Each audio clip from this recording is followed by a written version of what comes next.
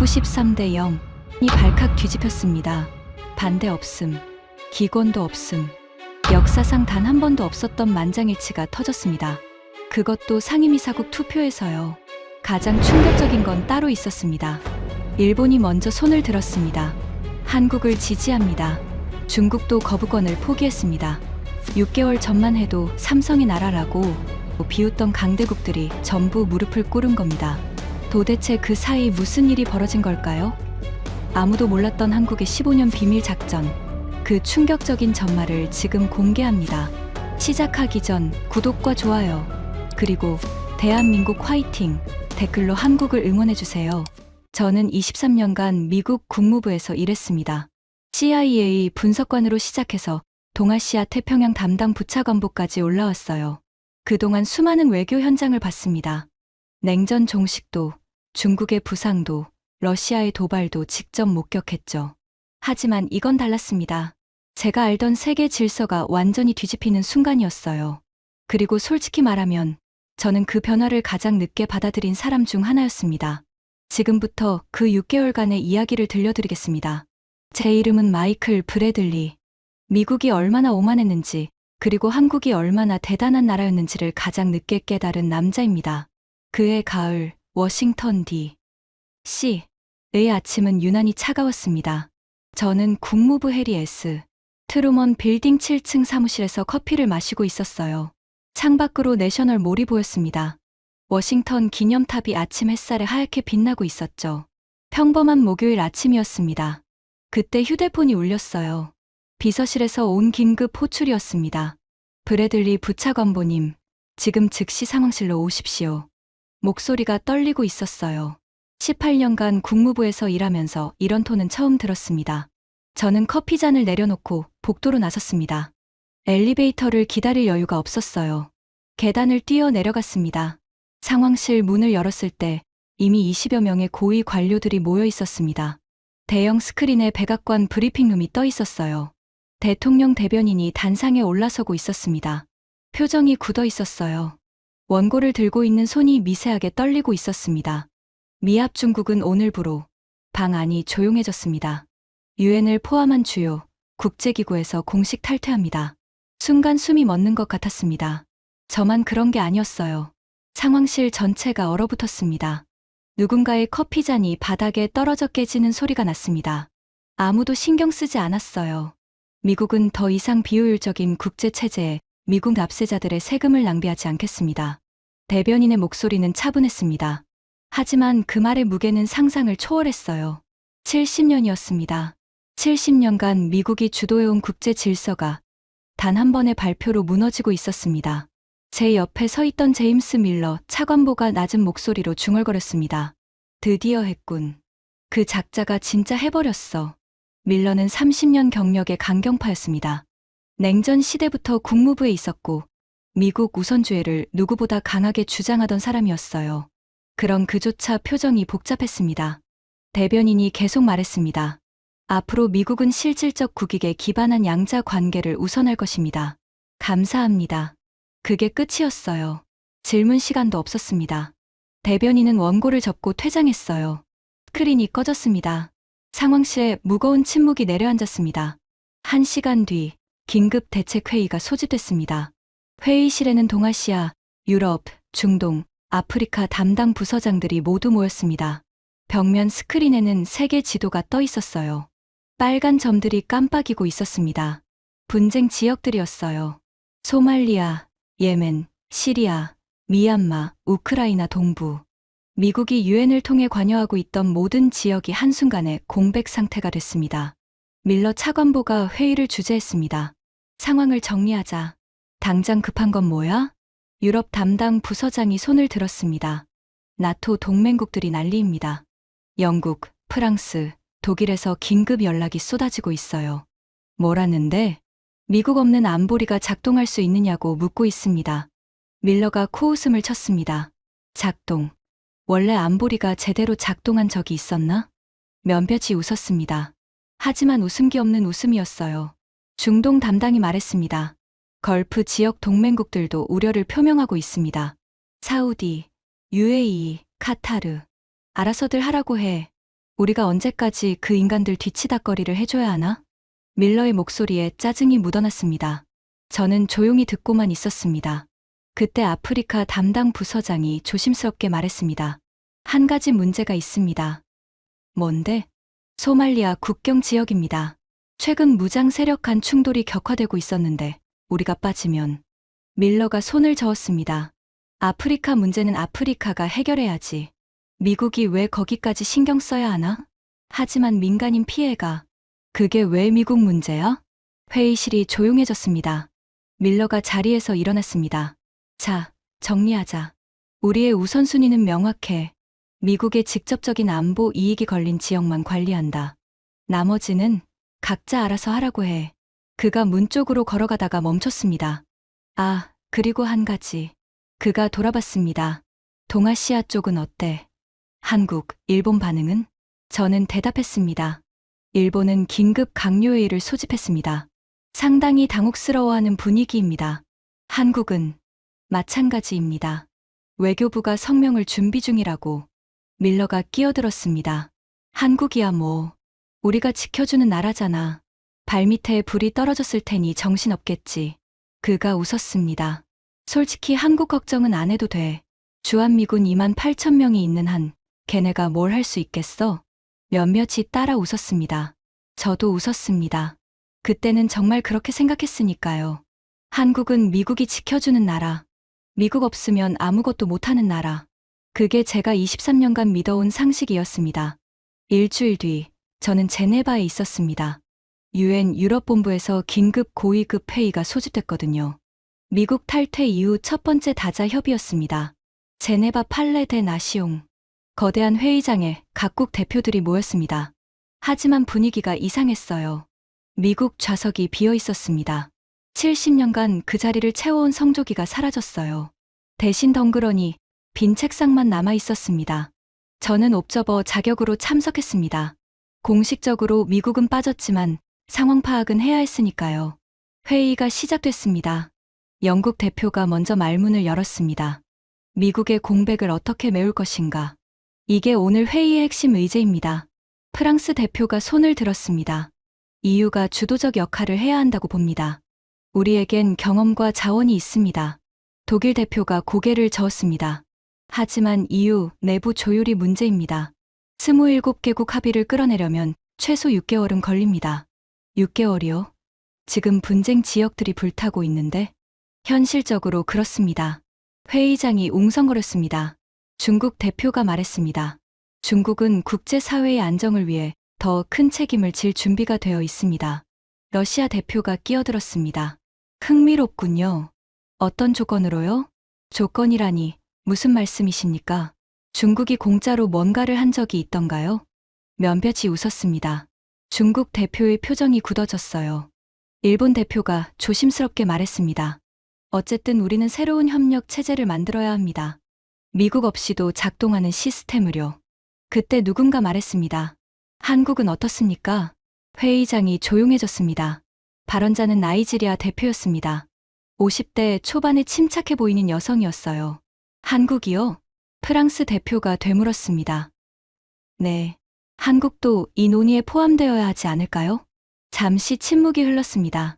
그러더니 일본 대표가 웃었습니다. 하하, 한국이요? 글쎄요. 한국은 훌륭한 기술 국가이지만 국제 안보 문제에서는 조금 경험이 부족하다는 말씀이신가요? 솔직히 말하면 그렇습니다. 프랑스 대표가 동의했습니다. 한국은 반도체나 만드는 나라 아닙니까? 삼성, 현대, LG. 기술력은 인정하지만 글로벌 리더십은 다른 문제죠. 영국 대표도 고개를 끄덕였습니다. 미안하지만 동의합니다. 한국은 지역 강국 수준이에요.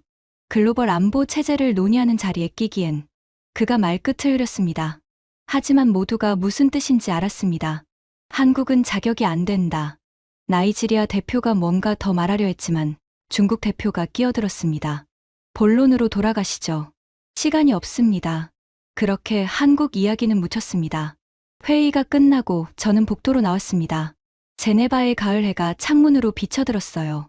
하지만 마음은 무거웠습니다. 그때 누군가 제 옆으로 다가왔습니다.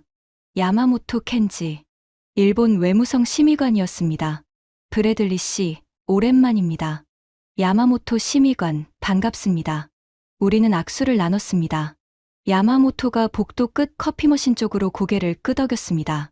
커피 한잔 하시겠습니까? 우리는 커피를 뽑아 창가 소파에 앉았습니다. 야마모토가 먼저 말문을 열었습니다. 솔직히 말해도 될까요? 물론이죠. 미국이 빠지니까 확실히 불안합니다. 아시아 쪽 균형이 무너질 것 같아서요. 이해합니다. 특히 중국이 걱정입니다. 이 틈을 노리고 있을 게 분명해요. 저는 고개를 끄덕였습니다. 하지만 아까 회의에서 재미있는 말이 나왔죠? 야마모토가 웃었습니다. 아, 한국말입니까? 네. 그가 손을 저었습니다. 농담도 정도껏 해야죠. 한국이 뭘 할 수 있겠습니까? 나이지리아 대표가 진지하게 말한 것 같던데요. 아프리카 국가들은 잘 모르니까 그런 겁니다. 한국의 실체를요. 그가 커피를 한 모금 마셨습니다. 브래들리 씨도 아시잖습니까? 한국은 미국이 지켜주는 나라예요. 주한미군이 없으면 북한 하나도 제대로 못 막는 나라입니다. 저는 대답하지 않았습니다. 야마모토가 계속했습니다. 게다가 한국 외교력이라는 게 솔직히 어느 정도인지 아시죠? 강대국 사이에 끼어서 이리저리 흔들리는 게 전부입니다. 그가 목소리를 낮췄습니다. 사실 일본 입장에서는 다행이에요. 한국이 이 판에 끼어들 실력이 안 되니까요. 만약 한국까지 나선다면 일본의 입지가 좁아지겠죠. 그가 웃었습니다. 저도 웃었습니다. 그때는 야마모토의 말이 맞다고 생각했으니까요. 저녁에 호텔로 돌아왔습니다. 노트북을 열고 밀러 차관보에게 보고서를 보냈습니다. 회의 결과 요약 이후 내부 조율 난항, 중국은 조건부 개입 의향, 러시아는 관망, 합의 도출까지 최소 6개월 예상, 그리고 마지막에 한 줄을 덧붙였습니다. 한국 관련 언급 있었으나 실질적 역할 기대 없음. 기술 국가 이미지의 그침. 보고서를 보내고 창밖을 바라봤습니다. 제네바의 밤은 고요했습니다. 레만 호수 위로 달빛이 비치고 있었어요. 그때 휴대폰이 울렸습니다. 밀러 차관보였습니다. 브래들리, 보고서 잘 받았어. 예, 차관보님. 한국 얘기는 웃기더군. 누가 그런 헛소리를 했어? 나이지리아 대표였습니다. 아프리카 국가가 뭘 안다고. 한국이 상임이사국. 그건 농담도 아니고 모욕이야. 그가 웃었습니다. 한국은 우리가 방위비나 깎아달라고 하면 벌벌 떠는 나라야. 그런 나라가 국제 안보를 논해? 웃기지도 않아. 저도 웃었습니다. 동의합니다. 어쨌든 수고했어. 계속 지켜봐. 유럽이 알아서 정리하겠지. 전화가 끊겼습니다. 저는 창가에 서서 한참을 생각했습니다. 그때까지만 해도 저는 확신했습니다. 한국은 미국 없이 아무것도 아니라고. 한국은 미국이 지켜주는 나라일 뿐이라고. 6개월 뒤, 저는 그 생각이 얼마나 오만한 착각이었는지 깨닫게 됩니다. 2달이 지났습니다. 상황은 나아지기는커녕 더 악화되고 있었습니다. 저는 워싱턴과 제네바를 오가며 상황을 모니터링했습니다. 하지만 볼수록 암담했어요. 유엔 안보리는 사실상 마비 상태였습니다. 미국이 빠지자 남은 상임이사국 4개국은 서로 눈치만 보고 있었어요. 중국은 자신들이 주도권을 잡겠다고 나섰지만 조건이 너무 많았습니다. 우리가 나서는 대신 대만 문제에 대한 국제사회의 입장 정리가 필요합니다.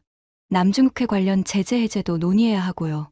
1대1로 참여국에 대한 우선 지원 체계도 마련되어야. 끝이 없었습니다. 개도국들은 고개를 저었습니다. 미국 종속에서 벗어났더니 이번엔 중국 종속이냐는 거였어요. 러시아는 아예 관망 모드였습니다. 우리는 현 상황을 지켜보겠습니다. 외교적 언어로 포장했지만 속뜻은 분명했습니다. 혼란이 길어지면 좋다. 서방 질서가 무너지는 건 러시아에게 이득이다.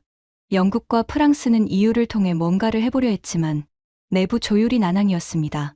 27개국의 이해관계가 너무 달랐어요.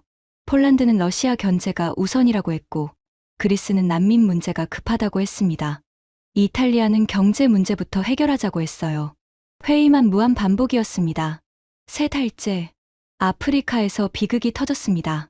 소말리아 에티오피아 국경지대 두 무장 세력 간 충돌이 격화되면서 민간인 피해가 급증했습니다. 난민이 12만 명을 넘어섰어요. 유엔 평화유지군 파견이 필요했습니다. 하지만 안보리 결의가 안 나왔습니다. 중국이 조건을 달았거든요. 소말리아 지부티 항구에 대한 우리의 권익을 보장받아야 합니다. 러시아가 거부권을 암시했습니다. 성급한 개입은 상황을 악화시킬 수 있습니다. 영국과 프랑스는 서로 책임을 떠넘겼습니다. 유럽 혼자서는 감당할 수 없습니다. 미국이 빠진 건 유럽 잘못이 아니지 않습니까? 결국 아무것도 결정되지 않았습니다. 저는 워싱턴 사무실에서 상황 보고를 받으며 이 말을 짚었습니다. 밀러 차관보가 말했습니다. 결국 아프리카는 아프리카가 알아서 해야지. 우리가 왜 신경 써야 해? 하지만 인도주의적 위기가 브래들리, 현실적으로 생각해. 미국 납세자들이 소말리아 난민한테 관심이나 있을 것 같아? 저는 대답하지 못했습니다. 그가 맞는 말을 하고 있었으니까요. 적어도 그때는 그렇게 생각했습니다. 네 달째. 이번엔 아시아였습니다. 방글라데시에 사이클론이 상륙했습니다. 역대급 규모였어요. 사망자 3,000명, 이재민 150만 명. 국제사회의 긴급 지원이 필요했습니다. 하지만 유엔 인도주의 조정 체계가 작동하지 않았습니다. 미국이 빠지면서 자금 지원이 끊겼고 조율 시스템이 마비됐거든요. 각국이 개별적으로 지원을 보냈지만 체계가 없었습니다. 구호 물자가 항구에 쌓여 썩어갔습니다. 분배가 안 됐어요. 의료팀이 도착했지만 어디로 가야 할지 몰랐습니다. CNN 특파원이 현장 상황을 보도했습니다. 지금 다카 공항에는 각국 구호 물자가 산더미처럼 쌓여 있습니다. 하지만 이것을 필요한 곳에 전달할 시스템이 없습니다. 과거에는 유엔이 이 역할을 했지만 지금은 저는 화면을 보며 입술을 깨물었습니다. 밀러 차관보는 무심하게 말했습니다. 방글라데시야 원래 재해가 많은 나라잖아. 알아서 하겠지. 5달째. 이번엔 중동이었습니다. 대규모 사이버 공격이 발생했습니다. 사우디아라비아, UAE, 카타르, 쿠웨이트, 걸프 지역 주요 국가들의 전력망과 금융 시스템이 동시에 마비됐습니다. 범인은 불분명했습니다. 이란이라는 설도 있었고 러시아 연계 해커 집단이라는 분석도 있었어요. 중요한 건 대응 체계가 없다는 거였습니다. 과거에는 미국이 중심이 되어 사이버 방어 네트워크를 구축했습니다. 하지만 지금은 아무도 중심을 잡지 못했습니다. 걸프 국가들은 각자 방어에 급급했어요. 정보 공유도 안 됐고 공동 대응도 불가능했습니다. 저는 밀러 차관보에게 보고했습니다. 걸프 지역 사이버 공격 건입니다. 상당히 심각한 상황입니다. 그래서 공동 대응 체계 구축이 필요합니다. 미국이 빠진 자리를. 밀러가 손을 저었습니다. 브래들리, 우리는 이미 빠졌어. 걔네가 알아서 해야지. 하지만 육아만 안정되면 돼. 나머지는 걔네 문제야. 저는 할 말을 잃었습니다. 6달째. 세계는 혼란 속에 있었습니다. 아프리카 분쟁은 격화되고 있었습니다. 사망자가 2만 명을 넘어섰어요. 방글라데시 재난복구는 지지부진했습니다. 아직도 50만 명이 임시 캠프에 있었어요. 중동 사이버 공격 여파는 계속됐습니다. 경제 피해가 800억 달러를 넘어섰어요. 그리고 새로운 위기들이 계속 터져나왔습니다. 미얀마 군부 탄압, 베네수엘라 정치 위기, 아프가니스탄 인도주의 재난. 유엔은 무력했습니다. 안보리는 마비됐고 총회는 공허한 결의만 찍어냈어요. 저는 지쳐가고 있었습니다. 그때 이상한 보고서가 올라오기 시작했습니다. 처음엔 대수롭지 않게 생각했어요. 브래들리 부차관보님, 아프리카 현장에서 이상한 보고가 들어왔습니다. 뭔데? 소말리아 국경 지대에서 무장 충돌이 줄어들고 있다고 합니다. 줄어들어? 왜?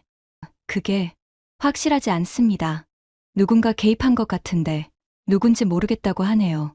저는 고개를 갸웃했습니다. 이상한 일이었습니다.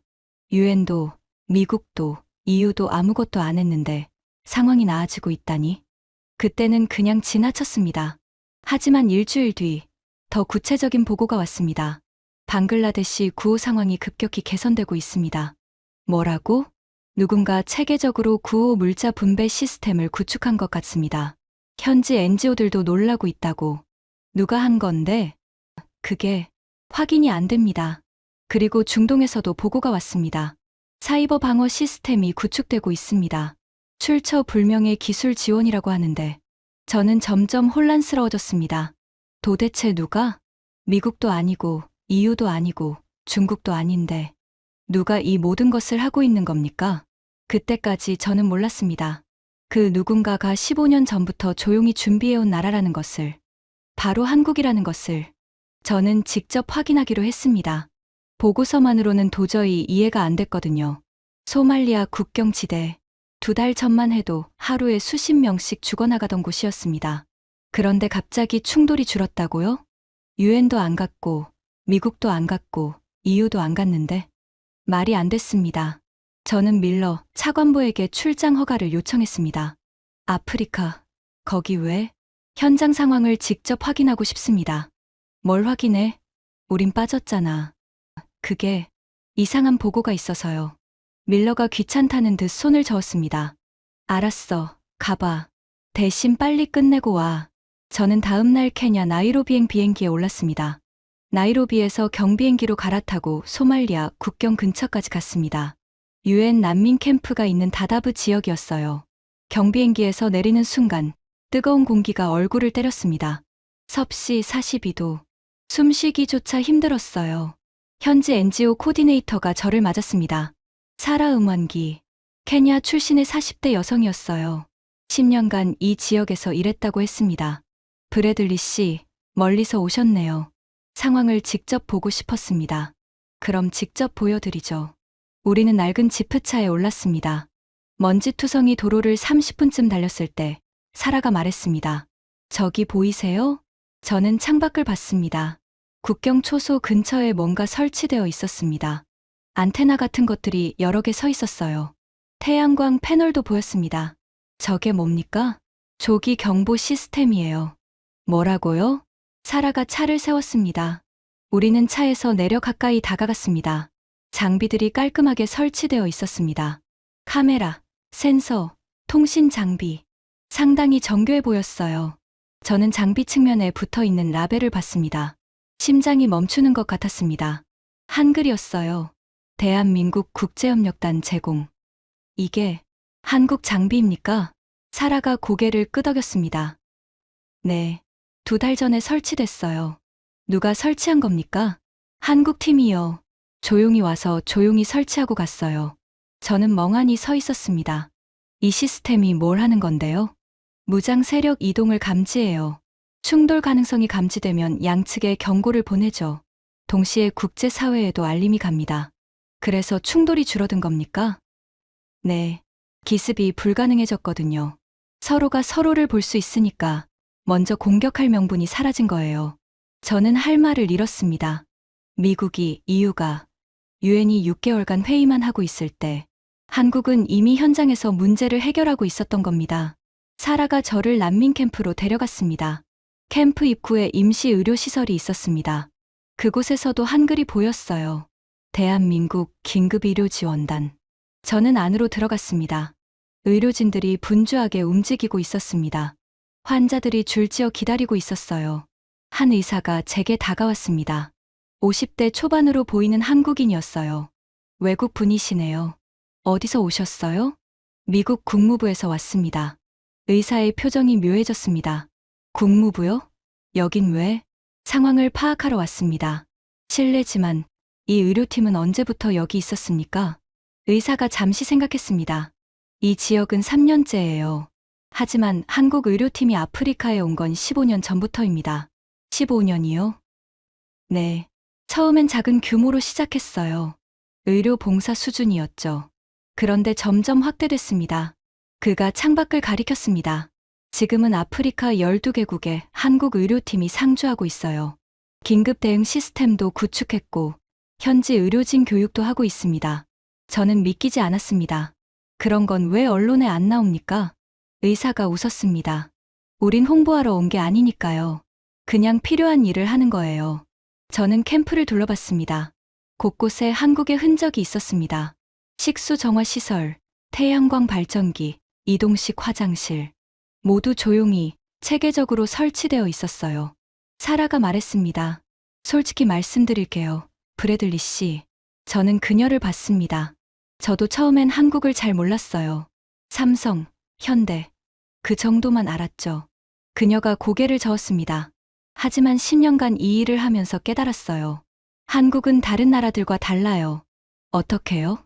다른 나라들은 와서 사진 찍고 가요. 보도 자료 내고 성과 발표하고 끝이에요. 하지만 한국은, 그녀가 말을 멈췄습니다. 한국은 남아요. 시스템이 작동할 때까지 함께 있어요. 그리고 현지 사람들이 스스로 운영할 수 있게 만들어요. 저는 가슴이 뜨거워지는 것을 느꼈습니다.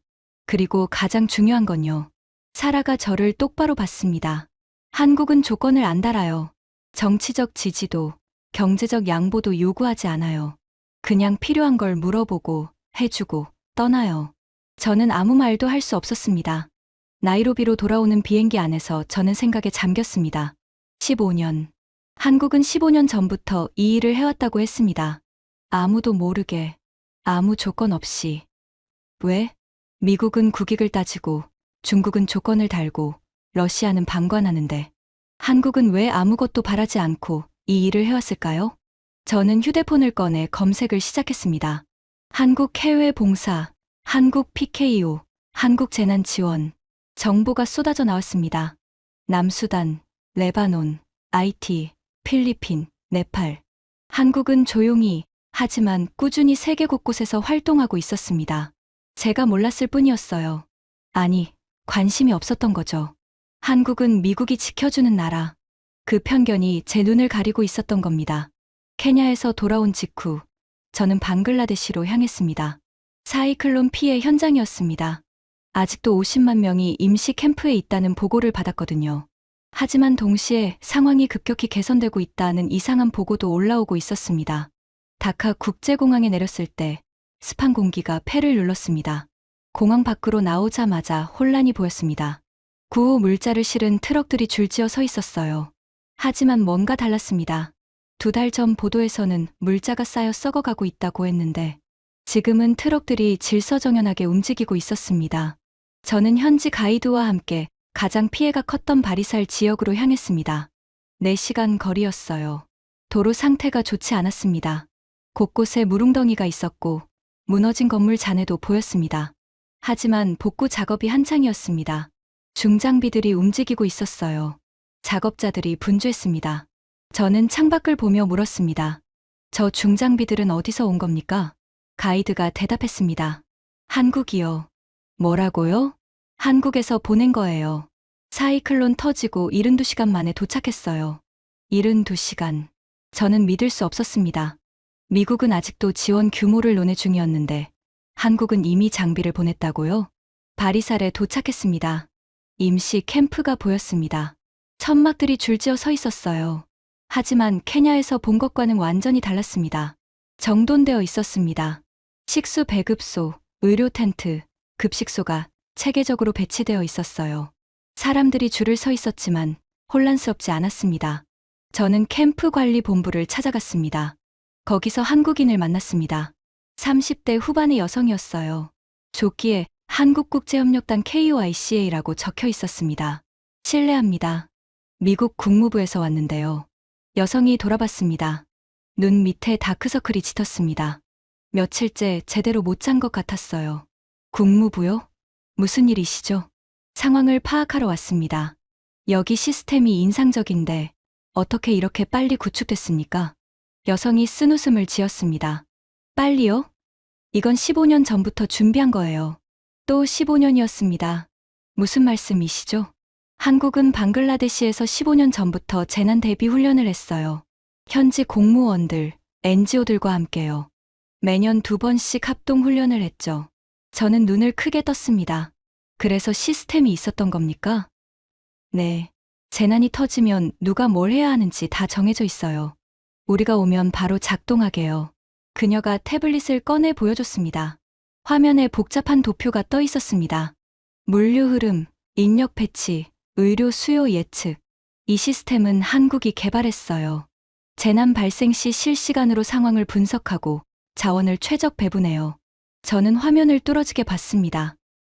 이걸 한국 혼자 만든 겁니까? 아니요. 방글라데시 정부, 현지 NGO, 국제기구들과 함께 만들었어요. 한국은 기술을 제공하고 훈련을 지원했죠. 그녀가 창밖을 가리켰습니다. 저기 보이는 현지 직원들, 다 한국에서 교육받은 사람들이에요. 한국어도 할 줄 알아요. 저는 밖을 봤습니다. 방글라데시 사람들이 능숙하게 일하고 있었습니다. 한국인 직원과 자연스럽게 소통하고 있었어요. 왜 이렇게까지 하는 겁니까? 제 질문에 여성이 고개를 갸웃했습니다. 뭐가요? 한국이 왜 이렇게까지 해야 합니까? 방글라데시가 한국한테 뭘 해줬습니까? 왜 조건 없이? 여성이 미소를 지었습니다. 브래들리 씨, 한국은 70년 전에 세계에서 가장 가난한 나라 중 하나였어요. 아시죠? 저는 고개를 끄덕였습니다. 그때 세계가 한국을 도왔어요. 조건 없이요. 그 덕분에 한국이 지금처럼 됐죠. 그녀가 캠프를 둘러봤습니다. 이건 그 빚을 갚는 거예요. 우리가 받았으니까 우리도 주는 거죠. 저는 가슴이 먹먹해졌습니다. 캠프를 둘러보다가 한 노인을 만났습니다. 70대로 보이는 방글라데시 남성이었어요. 다리를 절고 있었습니다. 저는 통역을 통해 물었습니다. 괜찮으세요? 노인이 고개를 끄덕였습니다. 사이클론 때 집이 무너졌어요. 다리를 다쳤죠. 죽는 줄 알았어요. 그가 눈시울을 붉혔습니다. 근데 한국 의사가 절 살렸어요. 밤새 수술해줬어요. 저는 조용히 들었습니다. 한국 사람들은 달라요. 노인이 말했습니다. 다른 나라 사람들은 와서 사진 찍고 가요. 약속만 하고 안 지켜요. 근데 한국은... 그가 말을 멈추고 한참 생각했습니다. 한국은 우리 눈을 봐요. 우리 말을 들어요. 뭐가 필요한지 물어봐요. 노인이 제 손을 잡았습니다. 당신, 미국 사람이라고 했죠? 네. 미국한테 전해줘요. 한국처럼 하라고. 저는 아무 말도 할 수 없었습니다. 방글라데시에서 돌아온 지 일주일 뒤, 또 다른 보고가 올라왔습니다. 이번엔 중동이었습니다. 2달 전 터진 대규모 사이버 공격, 걸프 지역 금융 시스템을 마비시켰던 그 공격 말입니다. 보고서 내용이 충격적이었습니다. 사이버 방어 시스템 구축 완료. 47개국 네트워크 연동. 출처 대한민국. 저는 밀러 차관보를 찾아갔습니다. 이 보고서 보셨습니까? 밀러가 서류를 흘끗 봤습니다. 한국, 사이버 방어? 무슨 소리야? 한국이 중동의 사이버 방어 시스템을 구축했다고 합니다. 말도 안 돼. 그런 건 미국이나 이스라엘 수준이나 되는 나라가 하는 거야. 하지만 보고서에 밀러가 손을 저었습니다. 과장된 거겠지. 한국이 뭘 한다고 사이버 전쟁을? 저는 물러서지 않았습니다. 직접 확인하고 싶습니다. 밀러가 귀찮다는 듯 한숨을 내쉬었습니다. 알았어. 가봐. 대신 헛다리 짚으면 책임져. 두바이. 저는 UAE 국가안보국 청사를 방문했습니다. 사전에 미국 대사관을 통해 면담을 요청해둔 상태였습니다. 응접실에서 기다리는데 한 남자가 들어왔습니다. 50대 중반의 아랍인이었어요. 날카로운 눈매가 인상적이었습니다. 브래들리 씨, 저는 칼리드 알 만술입니다. 사이버 안보국장이에요. 우리는 악수를 나눴습니다. 바쁘실 텐데 시간 내주셔서 감사합니다. 아닙니다. 미국 국무부에서 오셨다니 궁금하더군요. 그가 소파에 앉으며 물었습니다. 무엇이 알고 싶으십니까? 저는 단도직입적으로 말했습니다. 한국이 사이버 방어 시스템을 구축했다고 들었습니다. 사실입니까? 칼리드의 표정이 미묘하게 변했습니다. 어디서 들으셨습니까? 그건 중요하지 않습니다. 사실인지만 알면 됩니다. 칼리드가 잠시 침묵했습니다. 그러더니 자리에서 일어났습니다. 직접 보여드리죠. 따라오십시오. 우리는 지하로 내려갔습니다. 엘리베이터가 한참을 내려갔어요. 귀가 먹먹해질 정도였습니다. 문이 열리자 거대한 공간이 나타났습니다. 통제실이었습니다. 벽면 전체가 스크린이었어요. 세계 지도가 떠 있었고 수백 개의 점들이 깜빡이고 있었습니다. 수십 명의 기술자들이 모니터 앞에 앉아 있었습니다. 그리고 놀라운 것을 봤습니다. 한국어가 들렸어요. 기술자들 사이에 한국인들이 섞여 있었습니다. 아랍인들과 함께 일하고 있었어요. 칼리드가 말했습니다. 이게 중동 사이버 방패입니다. 47개국이 연결된 통합 방어 시스템이에요. 47개국이요? 네. 중동, 아프리카, 중앙아시아까지 모두 연결되어 있습니다. 저는 스크린을 바라봤습니다. 실시간으로 데이터가 흐르고 있었습니다. 사이버 공격 시도가 감지되면 즉시 경고가 떴고 자동으로 방어가 작동했습니다. 이걸 한국이 만든 겁니까? 칼리드가 고개를 끄덕였습니다. 5년 전에 한국이 제안했어요. 처음엔 우리도 의심했습니다. 한국이 뭘 원하는지 몰랐으니까요. 뭘 원했습니까? 칼리드가 웃었습니다. 아무것도요. 뭐라고요?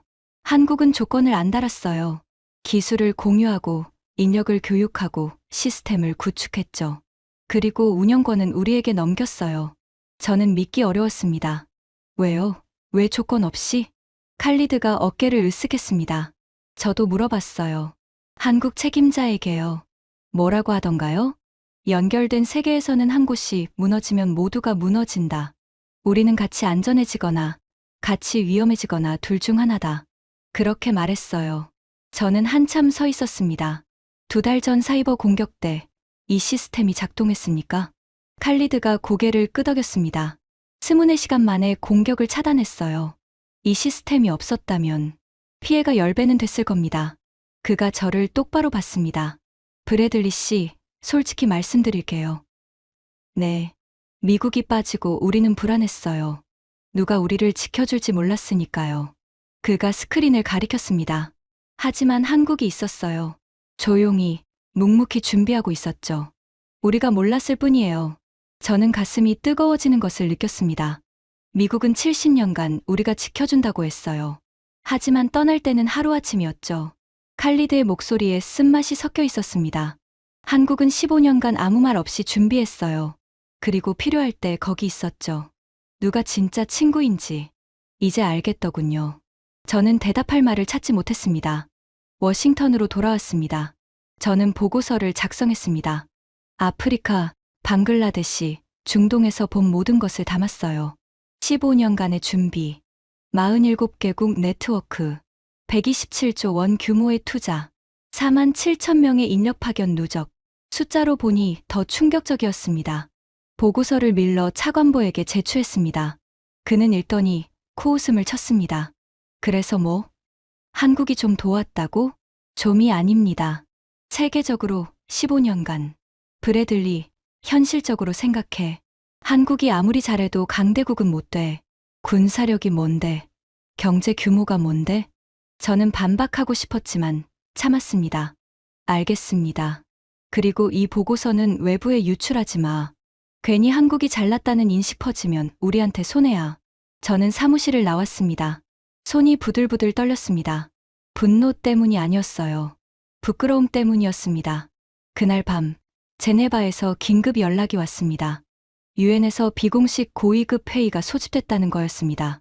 의제는 새로운 국제 안보 체제 구축. 저는 다음 날 제네바로 날아갔습니다. 회의장에 들어서는 순간 분위기가 이상하다는 걸 느꼈습니다. 영국, 프랑스, 독일 대표들의 표정이 심각했어요. 일본 대표 야마모토도 와 있었습니다. 그의 얼굴이 굳어 있었어요. 회의가 시작됐습니다. EU 대표가 먼저 말했습니다. 솔직히 인정해야 할 것 같습니다. 모두가 주목했습니다. 지난 6개월간 우리는 아무것도 못했습니다. 하지만 누군가는 뭔가를 했어요. 그가 서류를 꺼냈습니다. 아프리카 분쟁 지역 상황 개선, 방글라데시 재난 복구, 중동 사이버 방어. 이 모든 것의 공통점이 뭔지 아십니까? 침묵이 흘렀습니다. 한국입니다. 회의장이 술렁였습니다. 야마모토가 끼어들었습니다. 잠깐만요. 한국이 좀 도왔다고 해서 과대평가하는 건. EU 대표가 고개를 저었습니다. 과대평가가 아닙니다. 데이터를 보십시오. 그가 스크린에 자료를 띄웠습니다. 지난 15년간 한국의 국제협력 활동 기록이었습니다. PKO 파병, 재난 지원, 의료 봉사, 기술 협력. 숫자가 쏟아져 나왔습니다. 한국은 15년간 127조 원을 투자했습니다. 4만 7천 명의 인력을 파견했어요. 47개국과 협력 네트워크를 구축했습니다. 회의장이 조용해졌습니다. 그리고 이 모든 것을 조건 없이 했습니다. 정치적 지지도, 경제적 양보도 요구하지 않았어요. EU 대표가 테이블을 둘러봤습니다. 여러분, 우리가 6개월간 회의만 하고 있을 때 한국은 이미 작동하는 시스템을 갖고 있었습니다. 침묵이 길어졌습니다. 야마모토가 입을 열었습니다. 하지만 한국은 경험이요? EU 대표가 날카롭게 물었습니다. 야마모토 심의관, 지난 6개월간 일본은 뭘 했습니까? 야마모토의 얼굴이 붉어졌습니다. 회의에 참석했습니다. 의견을 제시했죠. 그래서 결과는요? 야마모토가 대답하지 못했습니다. 영국 대표가 끼어들었습니다. 솔직히 말하죠. 한국을 과소평가했습니다. 우리 모두요. 그가 한숨을 내쉬었습니다. 삼성이나 만드는 나라, 미국이 지켜주는 나라. 그렇게 생각했어요. 그가 고개를 저었습니다. 틀렸습니다. 완전히 틀렸어요. 회의장의 분위기가 바뀌고 있었습니다. 회의가 끝난 뒤 저는 복도에서 야마모토를 마주쳤습니다. 그의 표정이 복잡했습니다. 브래들리 씨, 야마모토 심의관. 그가 낮은 목소리로 말했습니다. 솔직히 충격받았어요. 무엇이요? 한국이 이 정도일 줄 몰랐습니다. 그가 창밖을 바라봤습니다. 일본은 한국을 항상 아래로 봤어요. 식민지였으니까. 전쟁 후에도 한참 가난했으니까. 그가 고개를 저었습니다. 하지만 지금은 한국이 우리보다 앞서 있는 것 같아요. 적어도 이 분야에서는요. 저는 조용히 들었습니다. 도쿄에서 지금 난리입니다. 한국의 활동이 알려지면서 일본은 뭘 했냐는 비판이 쏟아지고 있어요. 그가 저를 봤습니다. 브래들리 씨, 미국은 어떻습니까? 저는 대답을 피했습니다. 아직 상부에서 판단 중입니다. 야마모토가 쓴웃음을 지었습니다. 그렇겠죠. 미국은 인정하기 싫을 테니까요. 그가 돌아서며 말했습니다. 하지만 현실은 바뀌지 않아요. 한국은 이미 움직이고 있고 우리는 제자리입니다. 일주일 뒤 유엔에서 또 한 번 고위급 회의가 소집됐습니다. 이번엔 공식 회의였습니다. 의제는 충격적이었어요. 유엔 안전보장이사회 개편론의 새로운 상임이사국 추가 검토. 저는 회의장 맨 뒷줄에 앉았습니다. 가슴이 두근거렸습니다. 회의가 시작됐습니다. 유엔 사무총장이 말문을 열었습니다. 지난 6개월간 국제사회는 심각한 도전에 직면했습니다. 미국의 탈퇴로 안보리는 마비됐고 수많은 위기가 방치됐습니다. 그가 잠시 멈췄습니다. 하지만 그 사이 누군가는 책임을 다했습니다. 회의장이 조용해졌습니다. 대한민국입니다. 웅성거림이 일었습니다. 한국은 지난 15년간 조용히 국제협력 시스템을 구축해왔습니다.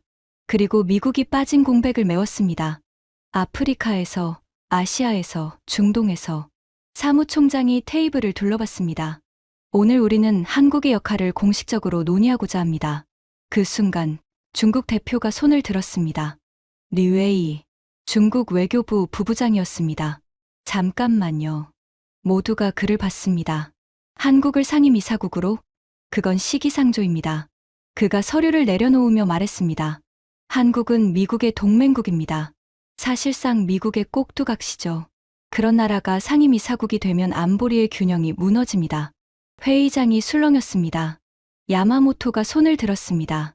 저도 동의합니다. 한국은 경험이 부족합니다.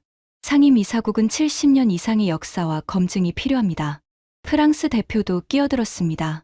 한국이 좀 도왔다고 해서 갑자기 상임이사국, 너무 성급한 것 아닙니까? 반대가 쏟아졌습니다. 저는 가슴이 답답해졌습니다.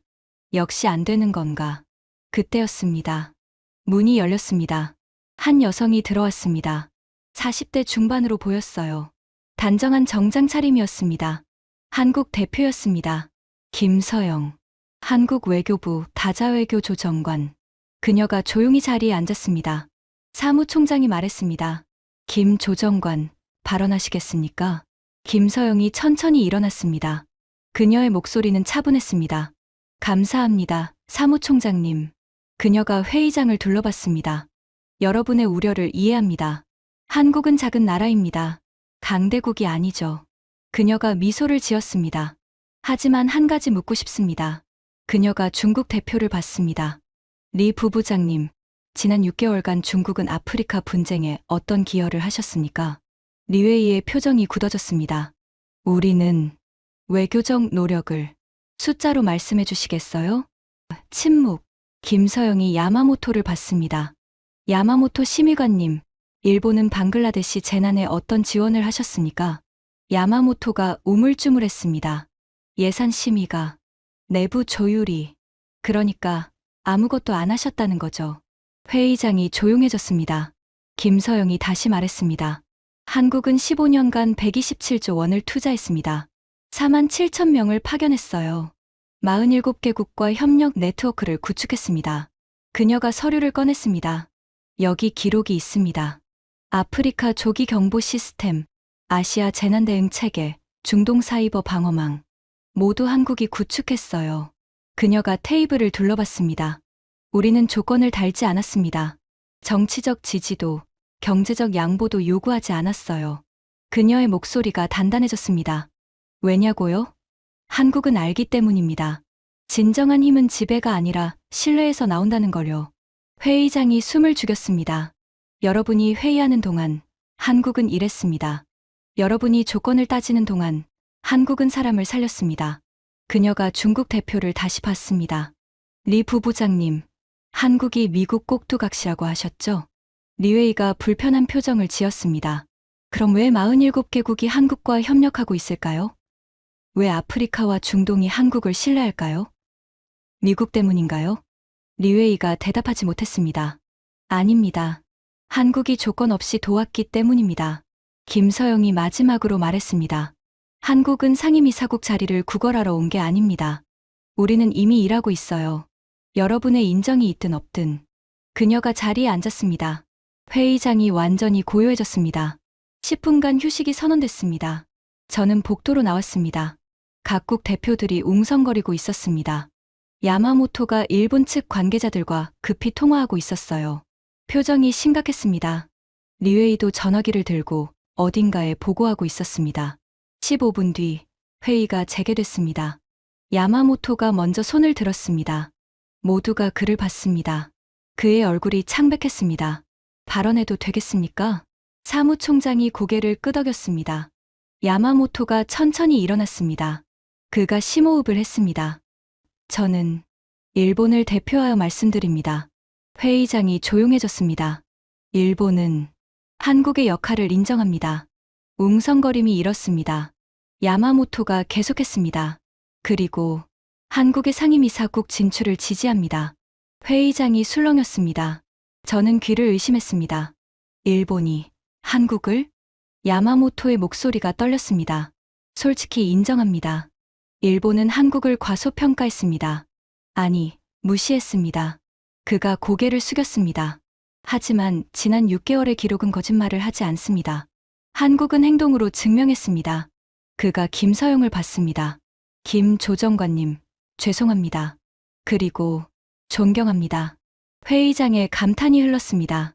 그리고 놀라운 일이 벌어졌습니다. 리웨이가 손을 들었습니다. 중국도 발언하겠습니다. 모두가 숨을 죽였습니다. 리웨이가 일어났습니다. 그의 표정이 복잡했습니다. 중국은 한국의 상임이사국 진출에 거부권을 행사하지 않겠습니다. 회의장이 폭발했습니다. 웅성거림, 박수, 탄성이 뒤섞였습니다. 저는 멍하니 앉아 있었습니다. 중국이 거부권을 포기했다. 일본이 한국을 지지했다. 도대체 무슨 일이 벌어지고 있는 겁니까? 리웨이가 덧붙였습니다. 한국이 미국 꼭두각시라고 했던 말, 철회합니다. 한국은 독자적인 외교력을 갖춘 나라입니다. 그가 김서영을 봤습니다. 중국도 배워야 할 것 같습니다. 조건 없이 돕는다는 게 어떤 건지요. 회의장이 다시 술렁였습니다. 영국 대표가 손을 들었습니다. 영국도 한국을 지지합니다. 프랑스 대표가 따랐습니다. 프랑스도 동의합니다. 러시아 대표가 말했습니다. 러시아는 반대하지 않겠습니다. 도미노가 쓰러지고 있었습니다. 저는 가슴이 벅차올랐습니다. 김서영은 조용히 앉아 있었습니다. 표정에 큰 변화가 없었어요. 마치 이 모든 것이 예상됐다는 듯이. 사무총장이 말했습니다. 그럼 다음 주 유엔 총회에서 공식 표결을 진행하겠습니다. 회의가 끝났습니다. 저는 자리에서 일어나지 못했습니다. 6개월 전 이 자리에서 한국은 옵션에도 없었습니다. 모두가 비웃었죠. 삼성이나 만드는 나라, 미국이 지켜주는 나라, 상임이사국, 농담도 정도껏. 그런데 지금 일본이 지지했습니다. 중국이 거부권을 포기했습니다. 모든 강대국이 한국을 인정했습니다. 도대체 어떻게 이런 일이 가능한 겁니까? 일주일이 지났습니다. 유엔 총회 투표일이었습니다. 저는 뉴욕으로 날아갔습니다. JFK 공항에 내리는 순간부터 긴장감이 느껴졌어요. 공항 TV에서 뉴스가 흘러나오고 있었습니다. 오늘 유엔 총회에서 역사적인 표결이 진행됩니다. 대한민국의 안전보장이사회 상임이사국 진출 여부가 결정됩니다. 택시를 타고 유엔 본부로 향했습니다. 이스트 강변에 익숙한 건물이 보였어요. 하지만 오늘은 뭔가 달랐습니다. 건물 앞에 취재진이 가득했습니다. 각국 기자들이 카메라를 들고 서 있었어요. 생중계 차량도 줄지어 있었습니다. 저는 총회장으로 들어갔습니다. 안으로 들어서는 순간 숨이 멎을 것 같았습니다. 193개국 대표들이 자리를 채우고 있었습니다. 이렇게 많은 나라가 한자리에 모인 것을 본 적이 없었어요. 역사적인 순간이라는 게 실감났습니다. 저는 방청석 맨 뒷줄에 앉았습니다. 심장이 미친 듯이 뛰었어요. 유엔 사무총장이 단상에 올랐습니다. 지금부터 유엔 총회 특별 표결을 시작하겠습니다. 회의장이 조용해졌습니다. 의제는 유엔 안전보장이사회 결의 제2847호 대한민국의 상임이사국 추대건입니다. 사무총장이 서류를 펼쳤습니다. 본 결의안은 지난주 안보리에서 만장일치로 통과되었습니다. 오늘 총회의 승인을 거쳐 최종 확정됩니다. 저는 손에 땀이 났습니다. 안보리에서 만장일치가 나왔다고 해도 총회는 다른 문제였어요. 193개국이 투표하는 겁니다. 어떤 변수가 있을지 몰랐습니다. 사무총장이 말했습니다. 표결에 앞서 대한민국 대표의 발언이 있겠습니다. 김서영이 자리에서 일어났습니다. 그녀가 단상으로 걸어갔어요. 회의장의 모든 시선이 그녀에게 쏠렸습니다. 김서영이 마이크 앞에 섰습니다. 잠시 침묵이 흘렀습니다. 그녀가 입을 열었습니다. 존경하는 의장님, 그리고 193개국 대표 여러분. 그녀의 목소리는 차분했지만 회의장 전체에 울려 퍼졌습니다. 70년 전, 한국은 세계에서 가장 가난한 나라 중 하나였습니다. 저는 숨을 죽였습니다. 폐허가 된 땅에서 사람들은 굶주렸습니다. 내일이 있을지 알 수 없었죠. 그녀가 회의장을 둘러봤습니다. 그때 세계가 손을 내밀었습니다. 유엔이 한국을 도왔습니다. 조건 없이요. 그녀의 목소리가 조금 떨렸습니다. 그 도움이 없었다면 오늘의 한국은 없었을 겁니다. 회의장이 완전히 고요해졌습니다. 한국은 그 은혜를 잊지 않았습니다. 김서영이 단상 위 서류를 집어들었습니다. 지난 15년간 한국은 127조 원을 투자했습니다. 4만 7천 명의 인력을 파견했어요. 47개국과 협력했습니다. 그녀가 서류를 내려놓았습니다. 우리는 받았기 때문에 돌려드리는 겁니다. 저는 가슴이 뜨거워졌습니다. 한국은 패권을 원하지 않습니다. 지배하고 싶지 않아요. 그녀가 단호하게 말했습니다. 우리가 원하는 건 단 하나입니다. 연결된 세계에서 함께 안전해지는 것. 그녀가 마지막으로 말했습니다. 오늘 여러분이 어떤 선택을 하시든 한국은 계속 일할 겁니다. 조건 없이 책임감을 갖고요. 그녀가 고개를 숙였습니다. 감사합니다. 회의장에 박수가 터져 나왔습니다. 처음엔 몇몇 나라에서 시작됐어요. 아프리카, 동남아시아, 중동. 그러더니 점점 퍼져나갔습니다. 유럽에서, 남미에서, 아시아에서. 박수가 회의장 전체를 뒤덮었습니다. 저는 눈시울이 뜨거워졌습니다. 김서영이 자리로 돌아갔습니다. 그녀의 표정은 여전히 담담했어요.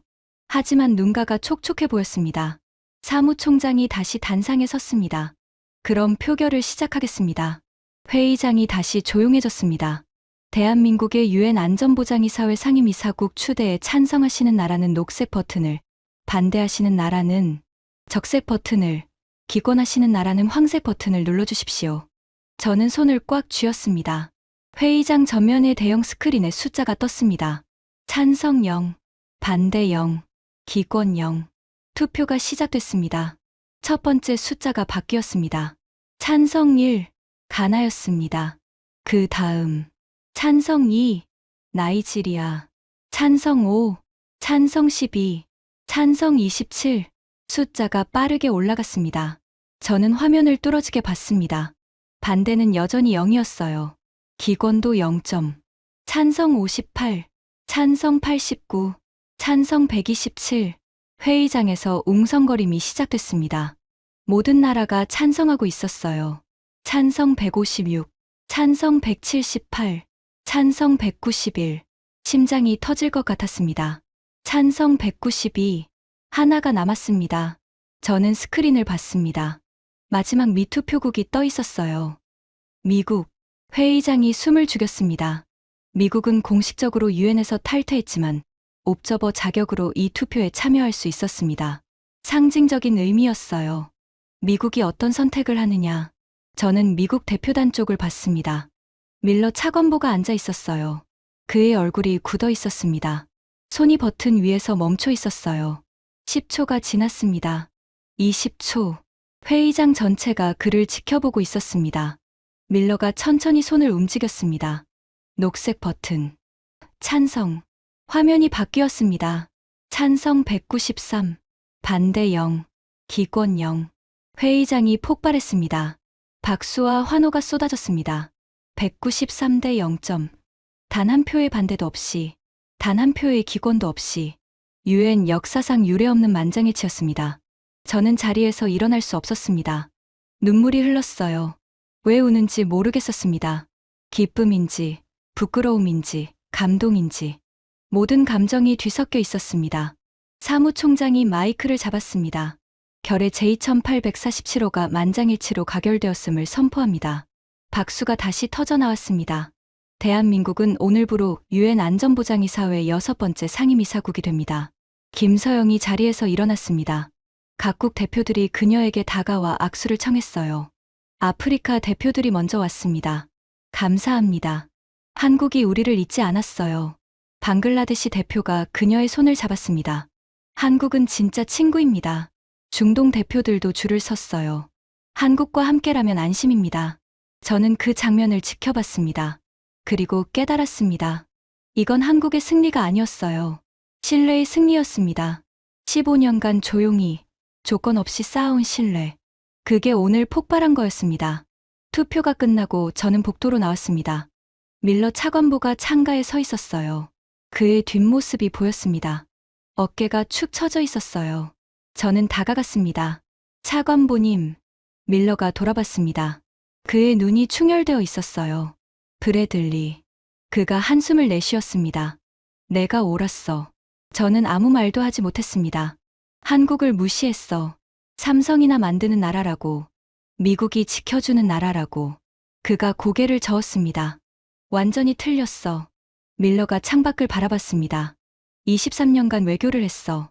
미국이 세계의 중심이라고 믿었지. 미국 없으면 아무것도 안 된다고 생각했어. 그의 목소리가 떨렸습니다. 하지만 오늘 봤잖아. 193개국이 한국에게 표를 던졌어. 미국도 포함해서. 그가 저를 봤습니다. 왜 그런지 알아? 저는 고개를 저었습니다. 한국은 신뢰를 쌓았기 때문이야. 15년간. 조건 없이. 밀러가 쓴웃음을 지었습니다. 미국은 70년간 우리가 지켜준다고 했어. 하지만 조건을 달았지. 정치적 지지, 경제적 양보, 군사기지. 그가 고개를 숙였습니다. 한국은 아무것도 요구하지 않았어. 그냥 도왔어. 그게 차이야. 저는 조용히 들었습니다. 브래들리, 미국이 진짜 두려워해야 할 건 중국이 아니었어. 그가 저를 똑바로 봤습니다. 한국이었어. 한국이 보여준 방식이었어. 저는 가슴이 뜨거워졌습니다. 힘으로 지배하는 시대는 끝났어. 신뢰로 연결하는 시대가 시작된 거야. 밀러가 어깨를 펴며 말했습니다. 그리고 한국은 그걸 가장 먼저 증명했어. 그날 밤, 저는 호텔 방에서 창밖을 바라봤습니다. 뉴욕의 밤은 여전히 화려했어요. 마천루들이 불빛으로 빛나고 있었습니다. 하지만 제 눈에는 유엔 본부만 보였어요. 그 건물에서 오늘 역사가 바뀌었습니다. 저는 노트북을 열고 글을 쓰기 시작했습니다. 개인 기록이었어요. 누구에게 보여줄 생각은 없었습니다. 그냥 이 감정을 정리하고 싶었어요. 6개월 전 나는 한국을 이렇게 생각했다. 미국이 지켜주는 나라, 삼성이나 만드는 나라, 강대국 사이에 낀 새우. 완전히 틀렸다. 한국은 15년간 세계를 준비하고 있었다. 아무도 모르게, 아무 조건 없이. 아프리카에서 분쟁을 막았다. 아시아에서 재난을 복구했다. 중동에서 사이버 공격을 차단했다. 모두가 회의하고 있을 때 한국은 일했다. 모두가 조건을 따질 때 한국은 그냥 도왔다. 그리고 오늘 193개국이 한국에게 표를 던졌다. 반대 0점, 기권 0점. 역사상 유례없는 만장일치. 왜? 힘이 아니었다.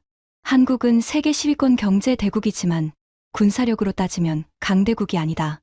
돈이 아니었다. 127조 원은 큰 돈이지만 미국이나 중국에 비하면 적다.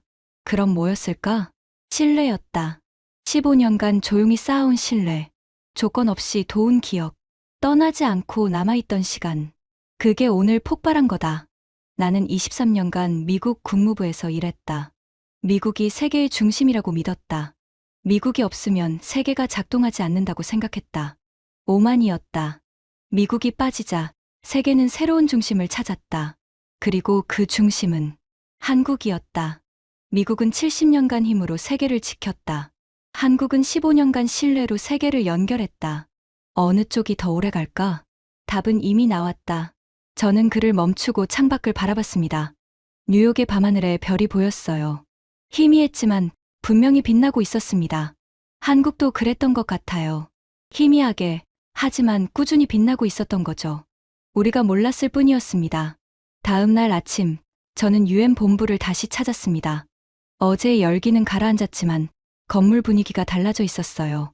복도에서 한국 외교관들이 바쁘게 움직이고 있었습니다. 새로운 상임이사국으로서 할 일이 많았겠죠. 저는 김서영 조정관을 찾았습니다. 그녀의 사무실 앞에서 기다렸어요. 30분쯤 지났을 때 그녀가 나왔습니다. 브래들리 씨, 김 조정관님, 잠시 시간 되시겠습니까? 그녀가 고개를 끄덕였습니다. 우리는 근처 벤치에 앉았어요. 저는 먼저 말했습니다. 축하드립니다. 감사합니다. 그리고 사과드리고 싶습니다. 김서영이 저를 봤습니다. 사과요? 저도 한국을 무시했습니다. 미국이 지켜주는 나라라고, 삼성이나 만드는 나라라고. 저는 고개를 숙였습니다. 완전히 틀렸습니다. 죄송합니다. 김서영이 미소를 지었습니다. 괜찮습니다. 저희도 그런 시선에 익숙해요. 그녀가 창밖을 바라봤습니다. 하지만 중요한 건 시선이 아니에요. 행동이죠. 저는 조용히 들었습니다. 한국은 70년 전에 도움을 받았어요. 그때 세계가 한국을 봐준 덕분에 지금의 한국이 있죠. 그녀가 저를 봤습니다. 그래서 한국은 행동하기로 했어요. 말이 아니라 행동으로 보여주기로요. 15년간. 조용히요. 네. 우리가 시끄럽게 떠들 필요는 없었어요. 필요한 곳에 가서 필요한 일을 하면 되니까요. 저는 고개를 끄덕였습니다. 한 가지 묻고 싶습니다. 네. 앞으로 어떻게 하실 겁니까? 상임이사국이 되셨잖아요. 이제 더 큰 힘을 갖게 됐는데. 김서영이 잠시 생각했습니다. 똑같이 할 거예요. 네. 조용히, 조건 없이 필요한 곳에서 일할 거예요. 그녀가 미소를 지었습니다. 상임이사국이 됐다고 한국이 바뀔 필요는 없잖아요. 지금까지 해온 방식이 효과가 있었으니까요. 저는 감탄했습니다. 대단하십니다. 아니에요. 그냥 당연한 거예요. 그녀가 일어섰습니다. 브래들리 씨, 한 가지만 기억해 주세요. 네. 세상을 바꾸는 건 힘이 아니에요. 신뢰예요. 그녀가 손을 내밀었습니다. 언젠가 미국도 그걸 깨달을 거예요. 그때 다시 만나요. 저는 그녀의 손을 잡았습니다. 감사합니다. 그리고 존경합니다. 김서영이 미소를 지으며 돌아갔습니다. 저는 한참 그 자리에 서 있었습니다. 일주일 뒤, 저는 워싱턴으로 돌아왔습니다. 국무부 사무실에 앉아 창밖을 바라봤습니다. 워싱턴 기념탑이 햇살에 빛나고 있었어요. 저는 생각했습니다. 6개월 전 이 자리에서 유엔 탈퇴 뉴스를 봤습니다. 세계가 끝나는 것 같았어요. 미국이 빠지면 모든 게 무너질 거라고 생각했습니다. 하지만 무너지지 않았습니다. 누군가 그 자리를 채웠어요. 한국이었습니다. 저는 23년간 외교관으로 일하면서 많은 것을 봤습니다. 전쟁도, 평화도, 배신도, 협력도. 하지만 오늘처럼 명확한 교훈을 얻은 적은 없었어요. 힘은 영원하지 않습니다. 돈도 영원하지 않아요. 하지만 신뢰는 남습니다. 한국은 그걸 증명했습니다. 저는 사직서를 쓰기로 했습니다. 23년간의 국무부 생활을 마치기로 했어요. 왜냐고요? 새로운 일을 하고 싶었습니다. 한국이 보여준 방식을 배우고 싶었어요. 힘이 아니라 신뢰로 세계를 연결하는 방법, 조건 없이 돕는 방법, 떠나지 않고 남아있는 방법. 저는 책상 위에 사직서를 올려놓았습니다. 그리고 마지막으로 창밖을 바라봤습니다. 워싱턴의 하늘은 맑았어요. 저 하늘 아래 어딘가에서 한국 사람들이 오늘도 일하고 있겠죠. 조용히, 묵묵히, 조건 없이. 저도 그렇게 살고 싶습니다. 이 이야기를 듣고 계신 여러분, 저는 마이클 브래들리입니다. 미국 국무부에서 23년간 일한 외교관이었어요. 한국을 무시하던 오만한 미국인이었습니다. 하지만 6개월 만에 모든 생각이 바뀌었어요. 한국은 제가 생각한 나라가 아니었습니다. 미국이 지켜주는 나라가 아니었어요. 오히려 미국이 배워야 할 나라였습니다. 힘이 아니라 신뢰, 조건이 아니라 헌신, 지배가 아니라 연결. 한국은 그 새로운 방식을 15년간 증명했습니다. 그리고 세계가 그걸 인정했어요. 193대 0점. 역사상 유례없는 만장일치. 저는 이제 압니다. 세상을 바꾸는 건 힘이 아닙니다. 신뢰입니다. 그리고 한국은 그걸 가장 먼저 증명한 나라입니다. 여러분, 한국인으로 태어난 것을 자랑스러워하셔도 됩니다. 아니, 자랑스러워해야 합니다. 여러분의 나라가 세계를 바꾸고 있으니까요. 조용히, 하지만 확실하게. 지금까지 미국 국무부 고위 관료가 유엔에서 경험한 충격적인 이야기였습니다. 대한민국이 세계를 어떻게 바꾸고 있는지 이 이야기를 주변에 널리 공유해 주세요. 조용한 신뢰가 세상을 움직입니다. 구독과 좋아요도 부탁드립니다. 지금까지 터칭 스토리였습니다. 감사합니다.